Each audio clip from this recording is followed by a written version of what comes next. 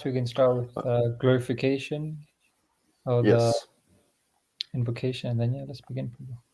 Okay, so I need someone to read the invocation, and then I need someone to do the verse, and then someone to do the first paragraph of the purport. Any volunteers? You want to do the invocation? You do the invocation. I'll do the translation. Okay. Om Jnanatimirandasya Gyananjana Shalakaya Chakshurunmilitam Yena Tasmai Shri Gurave Namah.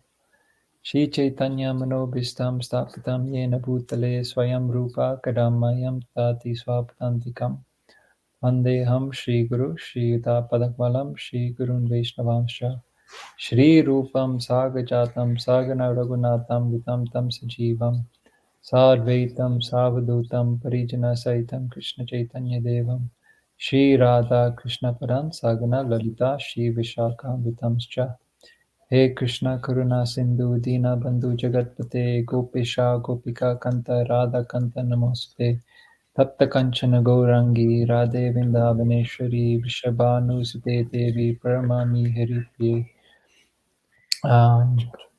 Vanchakalpatirvascha Kripasindhi Vyavacha Patita Nam Pavanebhyo Vaishnavebhyo Namo Namaha Namo Vishnu Padaya Krishna Pastaya Bhutale Srimati Bhakti Vedanta Swami Janamine Namaste Saraswati Deve Gauravani Pacharine Nirishesha Shunyavadi Paschachadishtarine Jai Shri Krishna Krishna Chaitanya Prabhu Chaitanya Nityananda Prabhu Shri Advaita Shri Gadadhar Advaita Shiva Sari Gauri Hare Krishna Krishna Hare Krishna Krishna Krishna Hare Hare Hare Rama Rama Rama Hare Hare. Hare Hare. Thank you, Prabhu. So the Sanskrit. No, I'm not good at something. Something you can. I'll do the English. I can do it. That's okay. Yes, please, Boo. Okay, so let me just see if Jay is not there yet. Okay. Mat karma krin mat paramo. You can repeat after me. Mat karma krin mat paramo. Mat karma krin mat paramo. Mat bhakta sangha varjita. Mat bhaktaha sangha varjitaha. Nirvara sarva bhuteshu.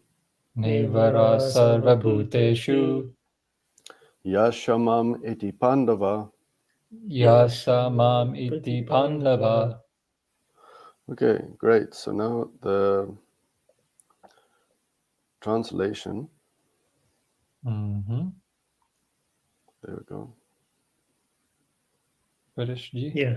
My dear Arjuna, he who engages in my pure devotional service, free from the contaminations of fruitive activities and mental speculation, he who works for me, who makes me the supreme goal of his life, and who is friendly to every living being, he certainly comes to me.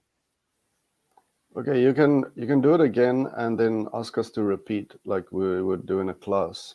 It would be nice. So, sentence by sentence of the whole The phrase. The phrase. You know, just like a normal Bhagavatam class. Okay, so my dear Arjuna, My dear dear Arjuna, he who engages in my pure devotional service, he who engages in my pure devotional service, free from the contaminations of fruitive activities and mental speculation, free from the contaminations of fruitive activities and mental speculation, he who works for me, he who works for me, who makes me the supreme goal of his life, who makes me the supreme goal of his life, and who is friendly to every living being, and who is friendly to every living being. he certainly comes to me. He certainly comes to me. All right. Thank you very much. Let me read the first part. If you, by any chance, see Prajay in the dashboard there or in the waiting room, if it's possible, because my window is in front of it, so I can't see him. Okay, let me just exit full screen and then then I can at least see if he comes. Sure, that's fine. Yeah. Okay. Thank you. Thank you. Okay, let me read. Anyone who wants to approach the Supreme of all the personalities of Godhead on the Kṛṣṇa Loka planet in the spiritual sky and be intimately connected with the Supreme Personality, Kṛṣṇa, must take this formula as stated by the Supreme himself. Therefore, this verse is considered to be the essence of the Bhagavad Gita. The Bhagavad Gita is a book dedicated to the conditioned souls who are engaged in the material world with the purpose of lording it over nature, and who do not know of the real spiritual life. The Bhagavad Gita is meant to show how one can understand his spiritual existence and his eternal relationship with the Supreme Spiritual Personality, and to teach one how to go back home, back to Godhead. Now here is the verse which clearly explains the process by which one can attain success in his spiritual activity, devotional service. So just to kind of give a recap of what we've done so far. Okay. Last weekend, or no, not last weekend, the last time we spoke, we understood the word anyone. Anyone meaning not just human beings, but animals as well.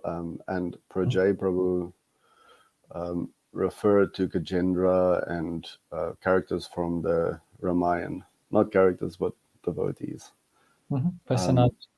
Personalities, yes. Who also engaged in devotional service.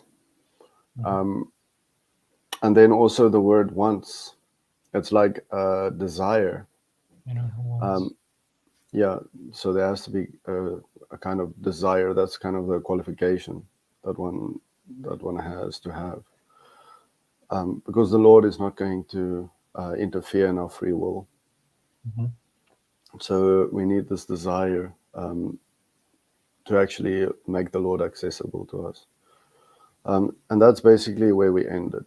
So we can just continue understanding this sentence. If there's anything else that you would like to add to the recap. It was really brief. We discussed intimately connected, I think, and we somewhat discussed Supreme Personality, and I think I mentioned something about Kṛṣṇa being a personality. But anyway, happy to take it back from the beginning. We can start from wherever, but we're happy to continue. Okay. Happy for you to begin. So, I wonder, would you like to just... I started with understanding that sentence, and then it went to Prajay and to you, certain words. Would you like to just kind of give a brief understanding of the sentence as a whole, or would you like to continue with small phrases in the sentence, or should we go to like responses if we have any questions? I think happy to continue with the breakdown. Then I think perhaps once we finished the breakdown, then we can try and do the sentence. Sure. Just a suggestion. No, it's a good suggestion. So would you like to understand more in it?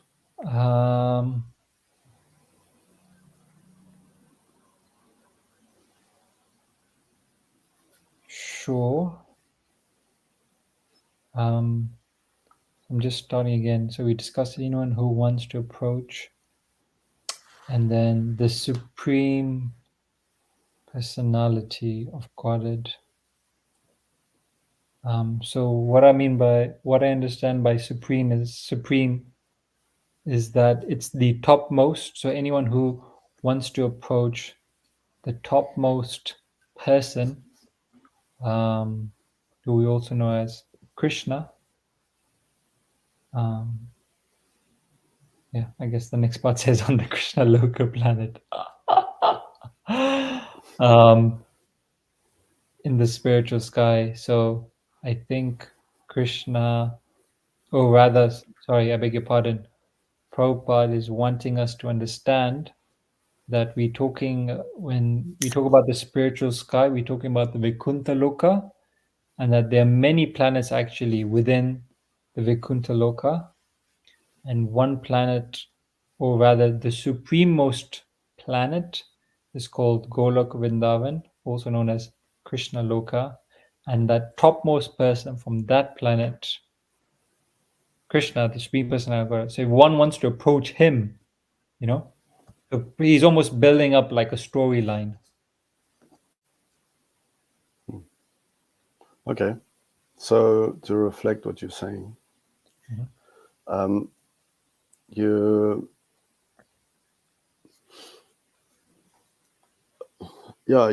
describing the words, basically the personality of Godhead, the personality of Godhead Krishna, and then Kṛṣṇa Loka, the planet.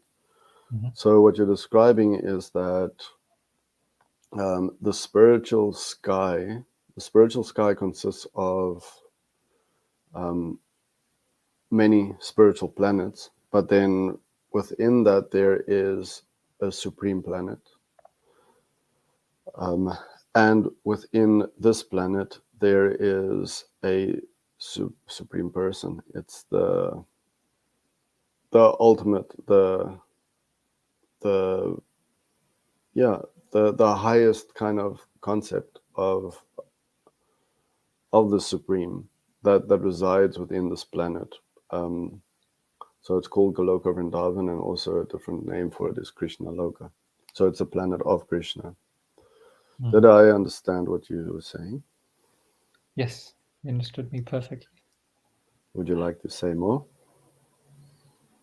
So I just want to add that the spiritual sky, I feel it's important to emphasize that it's nothing compared to the material sky, if I can call it that, where there's birth, death, old age, and disease. So it's completely free from all anxiety, and yes, and it's truly blissful being there. So I think that's all I want to add. Okay, so you're adding to your understanding of what the spiritual sky is, and you're saying that it has a different or a superior quality to it. The material sky has birth, death, old age, and disease. It has these different modes of nature. It has inferior qualities, but this does not exist in the spiritual sky. The spiritual sky is, as it's stated, Vaikuntha. I think Kunta means anxiety, and Vai is like without. I think that's what it means. So it's without anxiety. So these inferior qualities just don't exist in the spiritual sky. Yes. Today. Okay. Precisely. Thank you. Thank you very much. So is there anything else? Is there a different way that you are understanding it? I agree with your understanding. There's nothing much I would really like to add to that. Okay. Pritesh, do you have a different light?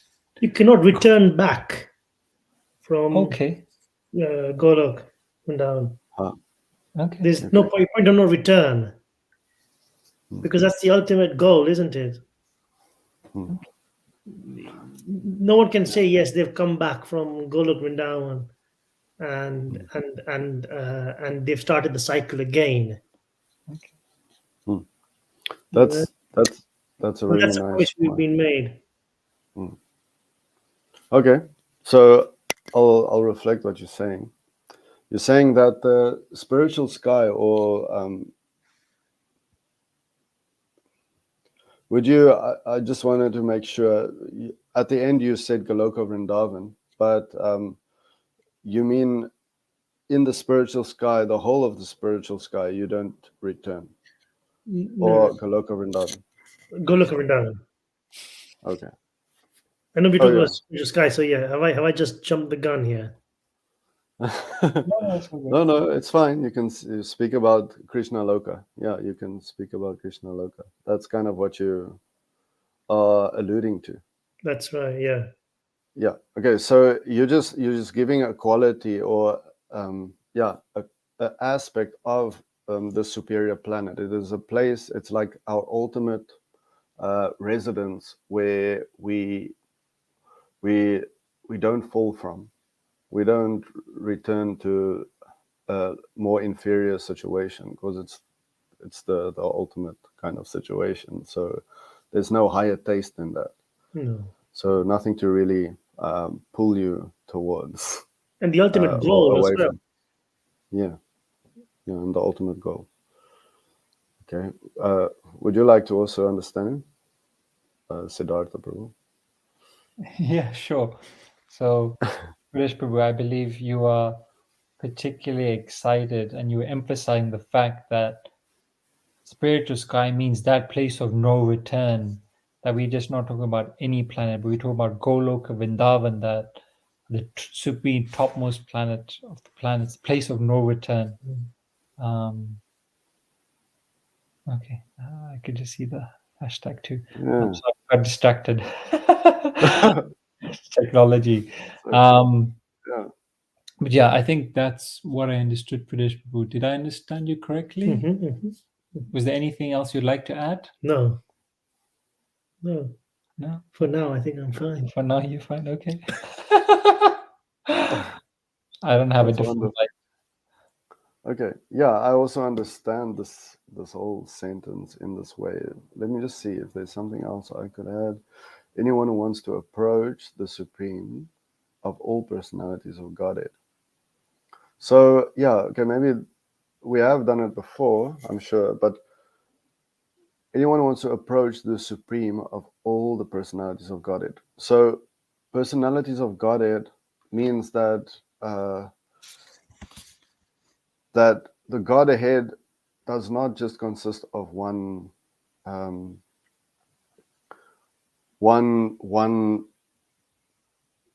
personality in that sense, but but a personality with a lot of different moods and different relationships with different devotees. So, like there's Lord Nrsimhadev and Lord Ram and Krishna and so on. So there's a whole, you could say, not in a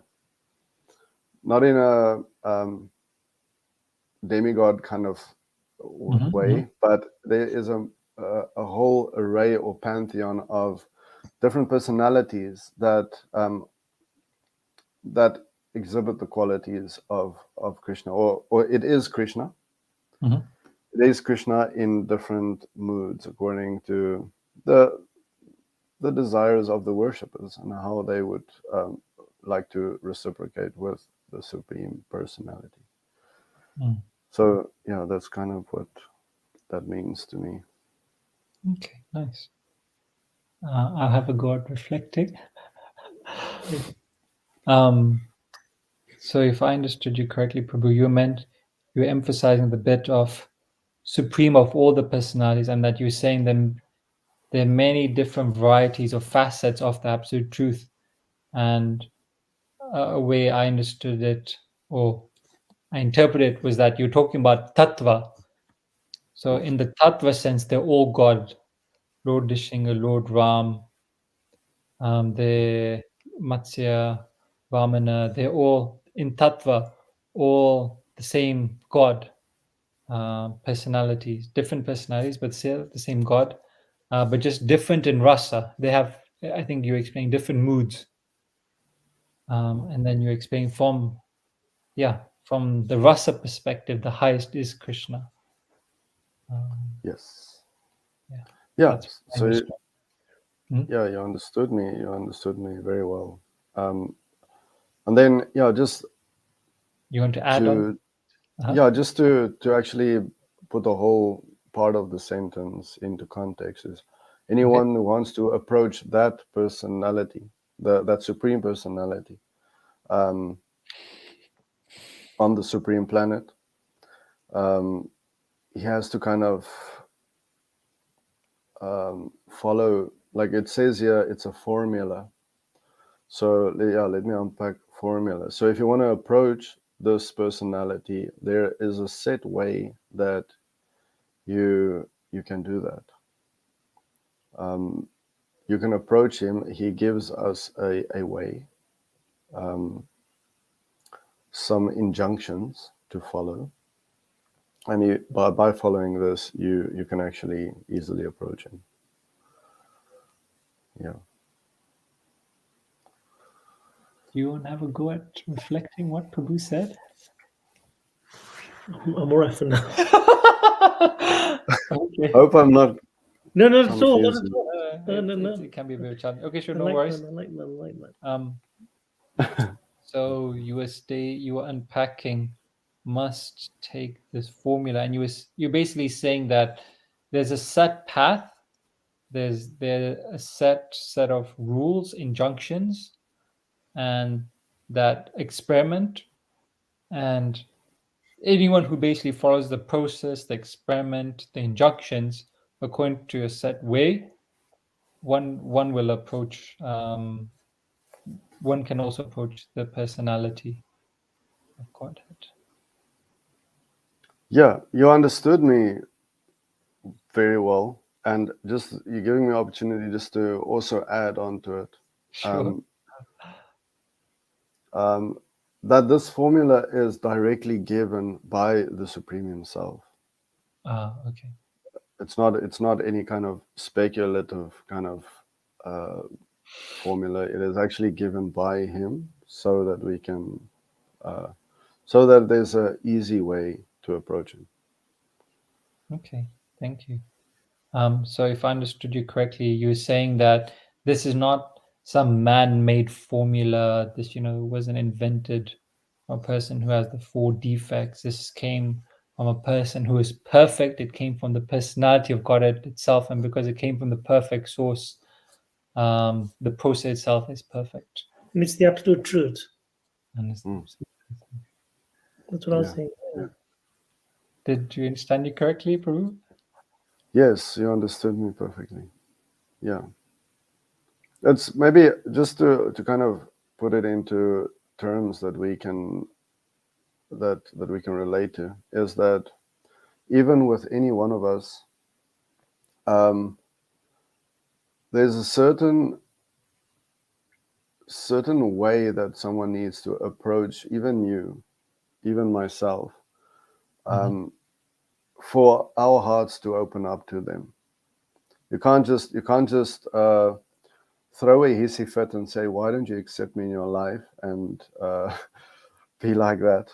But if you come to me as in a gentle way, and you render some kind of service, and I build some trust and so on, then I will open up to you.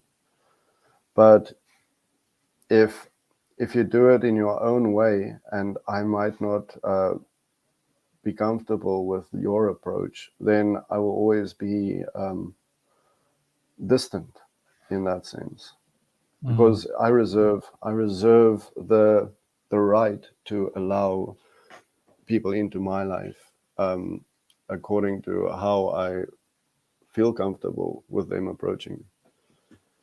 And it's the same with the Lord. He's a person, and he has a certain personality, and this is what he says works. This is the way. Yeah. Okay. To just reflect what you said back, what I understood is you essentially talking about sambandha. Bandha just means relationship. So the way to approach a person, as we know, varies from person to person, because we're all individual, we all have our own personality, and that the way to build a relationship is to not approach the person with, say, what I think is important, but to look at what is important to the other person and try and perhaps talk about those sort of things. Like if you like, I don't know, the Gita, I'll also think about something that Gita, and then we can develop a relationship like that. But if I start talking about, I don't know, say football, and interested in football, that's not the way to approach a relationship. So you're stating that just like how we all have different personalities and are all drawn to different things, that likewise the Supreme Lord also has his own personality, and that we should approach him in the way that he wants. That will be most fruitful. Yes, you understood me perfectly. Yeah, that's it. That's what I wanted to say. Okay, so if there's nothing else that you would like to add to the sentence or understand, we can move to responses, if that's all right. Yeah. Responses just meaning that if you have a question or a doubt, if there's a certain word or phrase that you don't understand or is not clear, you can raise the doubt or you can ask a question. Responses, usually you have to start it with just a question. So if there's nothing, we don't need to like push ourselves to find a question, because that's just a little bit artificial. But if there's something that arises, then it's good to clear it up. Sure. I think I'm happy. Pritesh, Okay, as well. you okay as well? Okay. Yeah, I think we all Maybe good. Right. Go on. no, it's just it's a nice thing to understand that you can be intimately connected with the Supreme Personality.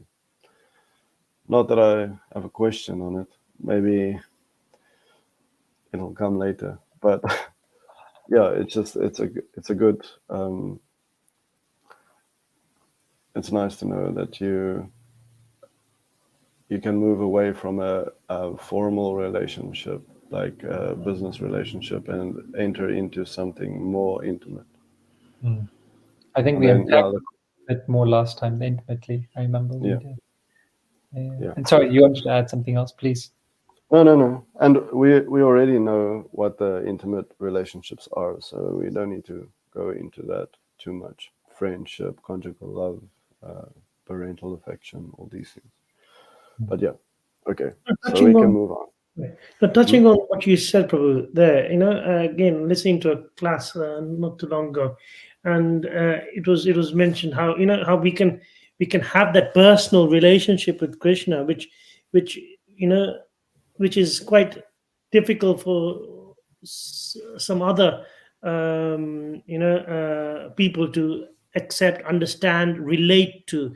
That our God is not some far-fetched personality who we cannot touch, we cannot have any relationship with. It's not like, oh yes, it's like, to give an example, it's like, how certain royalties, or in many centuries ago, where the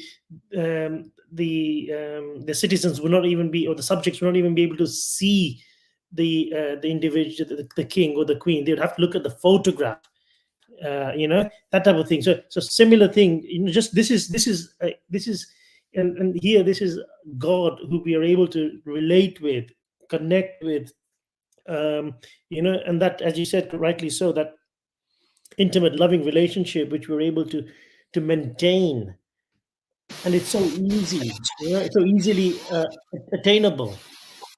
It's not like it's impossible. It's not made impossible. you know it's all set out in this manual we've got in front of us. Yeah. So just to reflect what you're saying is that you're referring to the royal class of the days of yore, of the days when royalty were very much inaccessible to the peasants, to the normal folk like us, and you would always just have an audience with their picture or something like that. But this formula given is such a nice thing, because we can actually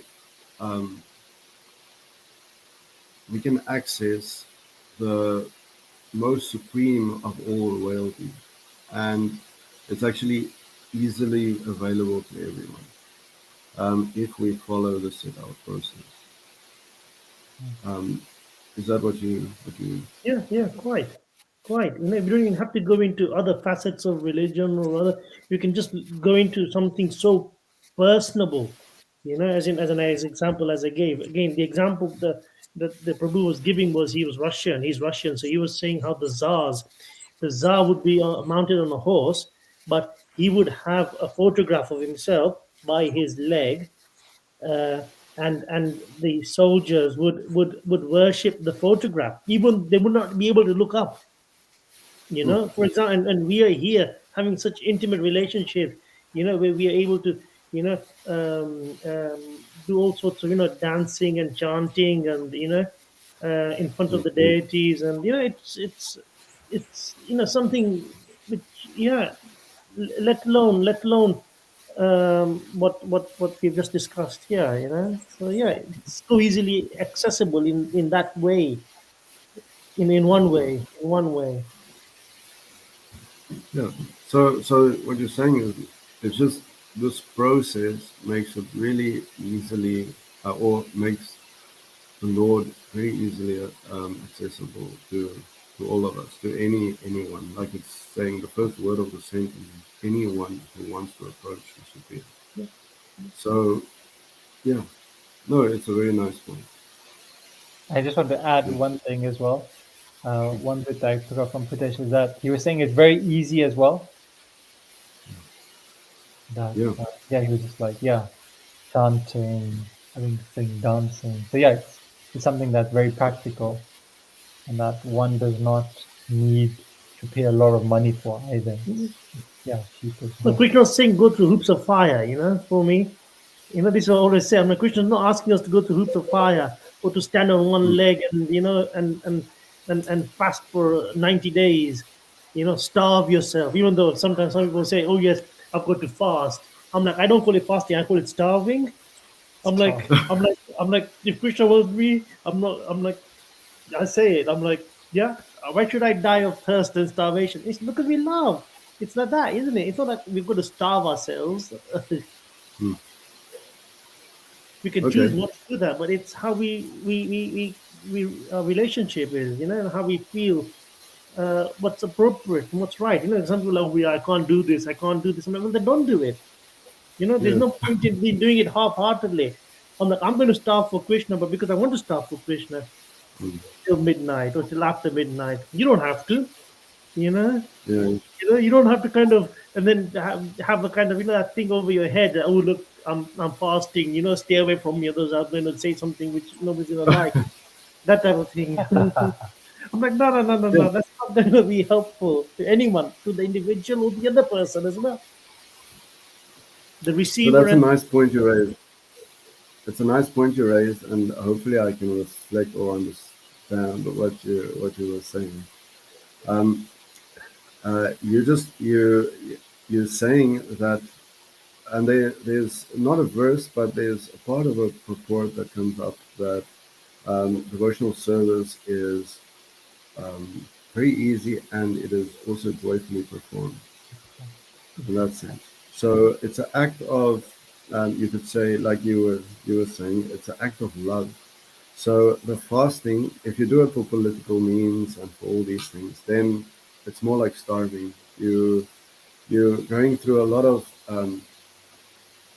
difficulties, but with no real deep love in the activity that kind of drives you forward. But if you do it with love, and for the ultimate goal of it is to attain more love, a deeper love, then it becomes a joyful activity. It is something that you willingly want to do. And it can be Did I quite understand? fun. It doesn't have to be difficult. It is difficult, but it doesn't have to be difficult. I think we make it difficult by thinking the hunger pangs. We're like, oh yes, what's being cooked? What's the next offering? What's this? No, it's not about that. It's about focusing on the on why we're doing it and what are we trying to achieve out of it. And then if you feel that, oh yes, you're just doing it because it's, oh yes, so and so Prabhu and so Mataji is doing it, and then everyone's going to look at me in a bad way and I'm going to be chastised, you may as well not do it. Yeah. Yeah. Okay. I So can reflect. the point. The point is that. Sorry. Okay, you can say. You can. Yeah, so I think I was just reflecting. I was trying to find the code. I couldn't find it. But I think Prabhu is essentially saying something that Bhakti Vinod Thakur says is that people do things for different reasons. I think I managed to get 3 of them. I think there might be a 4th one. I may have been mistaken. But generally people do things out of fear, out of a sense of duty, and then the highest one is out of love. So it's a progression. So the more we do it out of love for Krishna, that's the highest and that's the most satisfying. Doing things out of duty is still better, and doing it out of fear it's still okay, but it's of a lower nature. I think that's in essence what British Prabhu is trying to say. Yes. Okay. Yeah. So just to try and reflect. You're saying that the intention behind your your sacrifice is what is the most important, and you don't do things so that others can notice you and so on. But if you actually do it as an act of love, then it has the most benefit, and it becomes like you could see that you can cross over oceans by doing activities out of love, and you don't even realize that you are doing it. I've noticed that when I was still like, say, in a new relationship, you would drive across the country to pick up a person, and in the middle of the night, something like that, and you would not think at all about the difficulty you had to go through to do something like that. It's an act of love in that sense, not pure love, but at least it's driven by this kind of faith, and it becomes much easier to perform such a task. So just to get back to what Siddhartha Prabhu was saying is that there are 3 aspects to or 3 qualities that kind of drive you to do the activities, and that is either love-based, duty-based, or fear-based. And love-based is the highest in that sense. Is that kind of what you said? What was the last thing you said? Sorry, you said something. Fear, duty, love. Yeah, that's it. That's it. In that hierarchy, yes. Fear, duty, and love. Yeah, all good. Okay. Yeah, that's okay. Yeah, I understand you better now. Thank you. Yes, that makes sense. Yeah. Is there anything else that you would like to add to that? I'm good. Yeah, I'm also good. I think we exhausted the sentence. So if we could go on to the second one. We've got like 10 minutes left.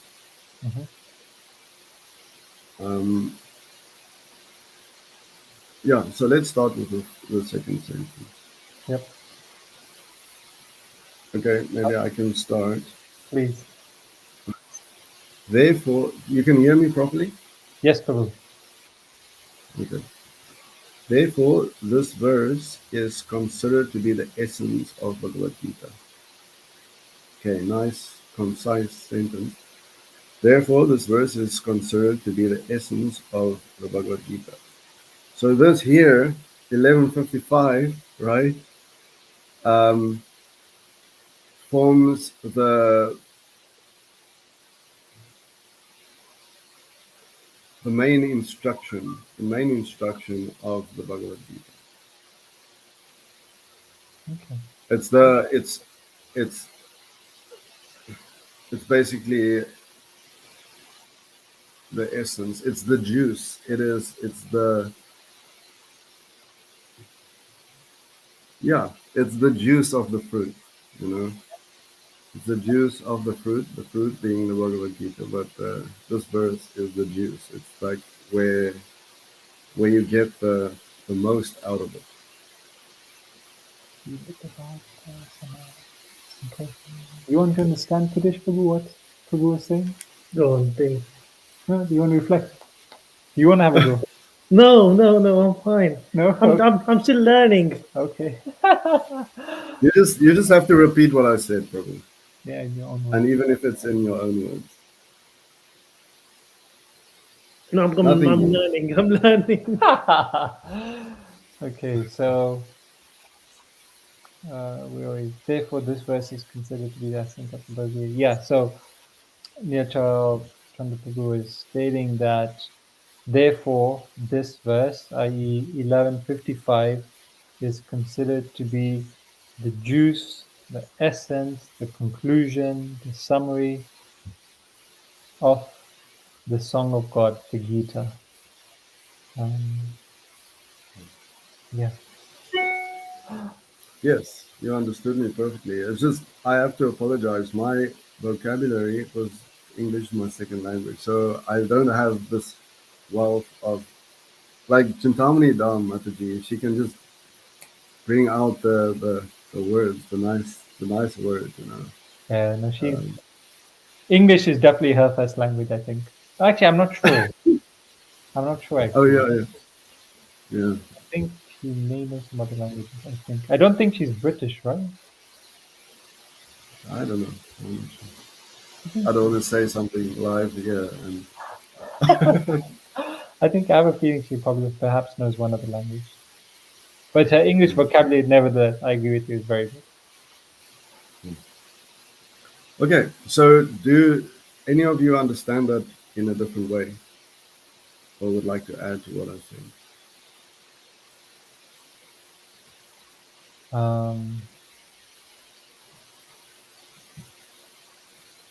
No. I don't have a different light. Pritesh, do you have a different light, a different understanding? No. No? You're quite satisfied. Okay. Okay, so the next sentence, maybe we can quickly start with that. If Siddhartha Prabhu, if you would like to start there. Okay, so it says the Bhagavad Gita. So I'll just read the sentence first. The Bhagavad Gita is I'll just expand it, given 3-day Prabhu is unlikely to attend now. There you go. The Bhagavad Gita is a book directed to the conditioned souls who are engaged in the material world with the purpose of lording it over nature and who do not know of the real spiritual life. Okay, interesting. So, the Bhagavad Gita is a book directed to the conditioned souls. So, it's almost saying that this book, the Bhagavad Gita, is almost a manual. It's you get books, IT for dummies, how to do something for fools. This is the book which is like, here you are, conditioned souls, sleeping souls. This is the Manual to life. Yeah, the manual to life. Exactly. The get out, how to get out of material life, guys. Get out of jail card. Get out of jail card. Monopoly strikes again. Monopoly. Clearly someone's been playing Monopoly recently. No. Who has an affinity to it. But yeah, that's what I understood from that first phrase. Okay, so the Bhagavad Gita is a book directed at the conditioned soul. So your understanding is that the Bhagavad Gita is a manual. it's a manual to basically free us from our current entrapment in this material world. Yeah, is that what you said? Yes. Is that what you... Simple words, eloquently put. Okay. Yeah. Would you like to say more?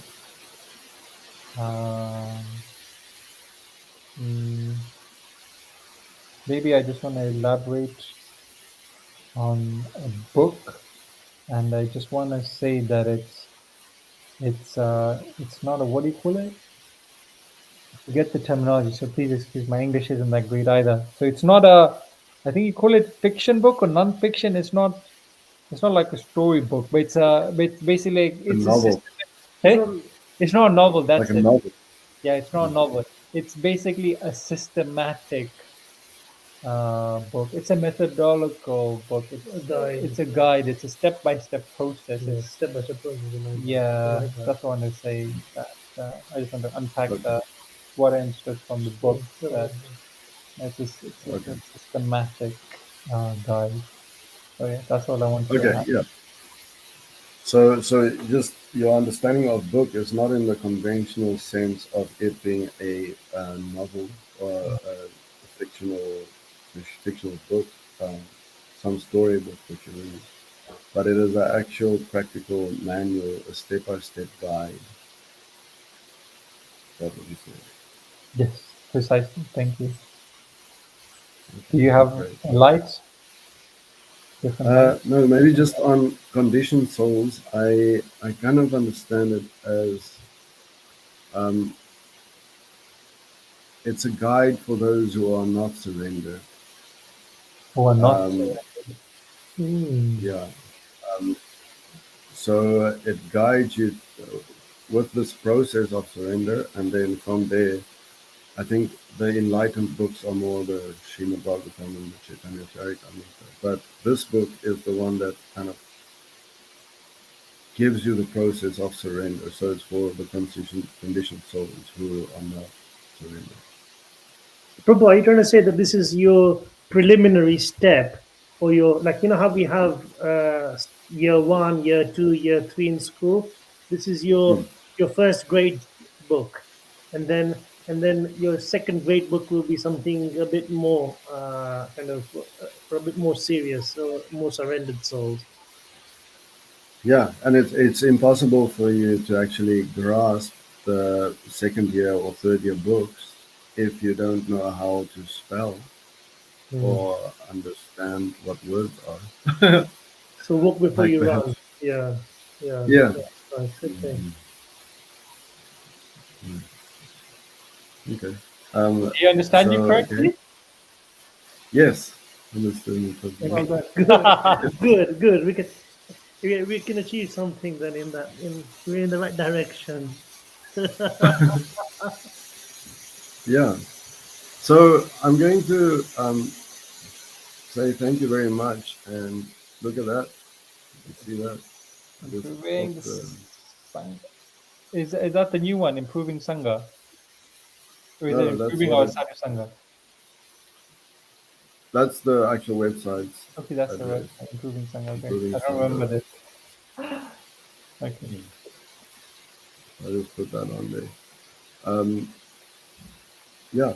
So I'm just going to say thank you very much, and if that's okay, we can cut it off here. Yeah. 1 minute left. Let's end the broadcast. Really good. There we go.